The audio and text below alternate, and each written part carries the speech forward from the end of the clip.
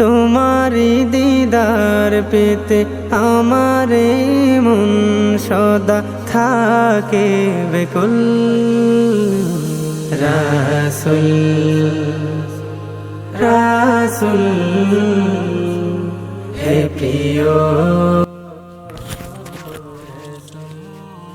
আলহামদুলিল্লাহ, আসসালামু আলাইকুম রহমতুল্লাহি আবরাকাতু। প্রিয় মুসল্লিয়ান কিরাম, আজ আমাদের পবিত্র মাহে রমজানের 21তম তারাবি শেষ হয়েছে।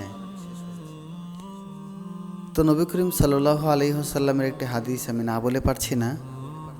নবী করিম সাল্লাল্লাহু আলাইহি ওয়াসাল্লাম তিনি সিজদারত অবস্থায় আল্লাহ পাক রব্বুল আলামিনের কাছে কান্না করছেন, বলছেন, হে মহান মালিক, হে মহান প্রভু, অন্যান্য নবীদের উম্মতদের হায়াত ছিল 600, 700, 800 বছর, আর আমার উম্মতদের হায়াত মাত্র 75 বছর। মাওলা, এতটুকু অল্প বয়স হায়াত দিয়ে আমার উম্মতরা কি তোমার জান্নাতে যেতে পারবে মাওলা? তো তখন আল্লাহ পাক রব্বুল আলামিন তার বন্ধুর আকুতি মিনতি দেখে একজন ফেরেশতাকে পাঠিয়েছিলেন, জিবরাইল আলাইহিস সালাতু ওয়াস সালাম, যিনি ওহী প্রেরণ করতেন মানুষের কাছে।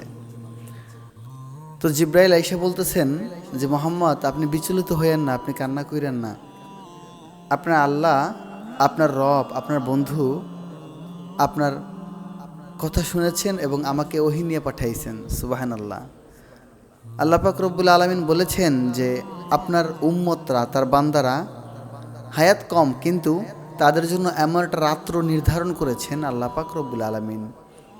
শুধুমাত্র আপনার প্রতি সন্তুষ্ট হয়ে আপনার উম্মতদের জন্য আল্লাহ পাক এমন একটা রাত্র দিয়েছেন যে একটা রাত্রে যদি আপনার উম্মতরা ইবাদত করে তাহলে আল্লাহ পাক রব্বুল আলামিন খুশি হয়ে 83 বছর 4 মাস ইবাদত করলে যেই পরিমাণ সওয়াব পাইতো আল্লাহ পাক রব্বুল আলামিন ওই এক রাত্রে দিয়ে দিবেন।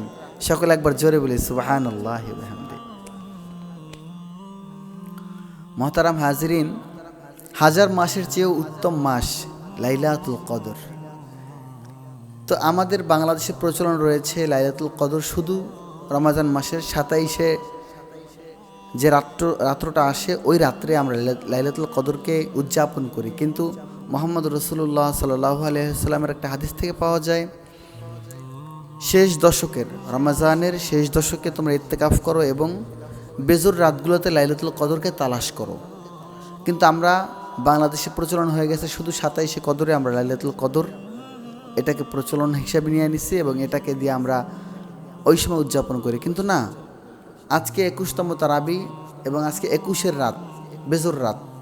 তাহলে নবী করিম সাল্লাল্লাহু আলাইহি সাল্লাম বলেছেন 21, 23, 25, 27, 29 এই বেজোর রাতগুলোতে তোমরা লাইলাতুল কদরকে তালাশ করো। এখন এমন তো হতে পারে যে আমরা লাইলাতুল কদর খুঁজলাম 27-এ, কিন্তু আল্লাহ পাক রব্বুল আলামিন লাইলাতুল কদর দিয়েছিলেন 21-এ।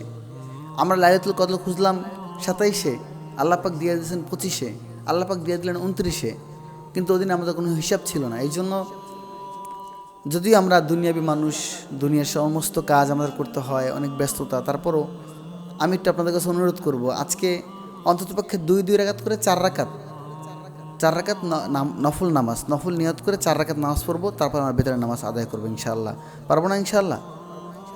তো মুহতারাম হাজিরিন, আমাদের কাছে এমন একটা অবস্থা যে আমাদের কাছে 100 টাকার নোটটা খুব বড় মনে হয় যখন মসজিদে আমরা দান করতে যাই, কিন্তু যখন রেস্টুরেন্টে খেতে যাই তখন 500 টাকার নোটটা খুব ক্ষুদ্র মনে হয়।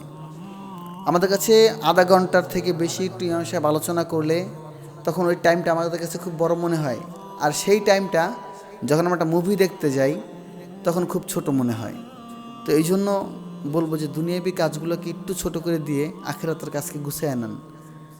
কারণ আল্লাহ পাক রব্বুল আলামিন কিন্তু ঘোষণা করেছিলেন শুক্রবার দিন কিয়ামত সংঘটিত হবে। আর আপনারা দেখেছেন পরপর 2টা শুক্রবার আমাদের বাংলাদেশে ভূমিকম্প হয়েছে। এই জন্য একটু সতর্ক হন। আল্লাহ পাক হয়তো আমাদেরকে নিদর্শন দেখাইতেছেন কোনো এক সময় কিয়ামত সংঘটিত হয়ে যাবে।